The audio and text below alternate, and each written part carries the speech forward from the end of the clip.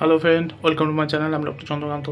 তো আজকে আপনাদের যেটা আলোচনা করবো সেটা হচ্ছে ইউরিক অ্যাসিড যদি বেড়ে যায় আমাদের শরীরে, ইউরিক অ্যাসিড যদি বেড়ে যায় তাহলে কী কী খাবার খাবেন এবং কী কী খাবার খাবেন না, আজকে সে বিষয়ে আলোচনা করবো। চ্যানেল নতুন, চ্যানেল সাবস্ক্রাইব করবেন। চলুন শুরু করা যাক।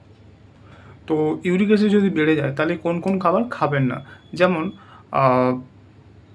সামুদ্রিক খাবার, আমিষ খাবার, রেড মিট, অর্গান মিট, সামুদ্রিক মাছ।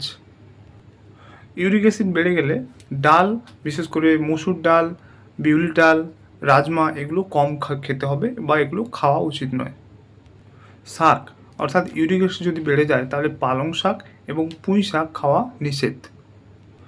এছাড়াও সবজির মধ্যে মাশরুম, টমেটো, মটরশুঁটি এগুলোকে সীমিত করতে হবে বা খাওয়া উচিত নয়।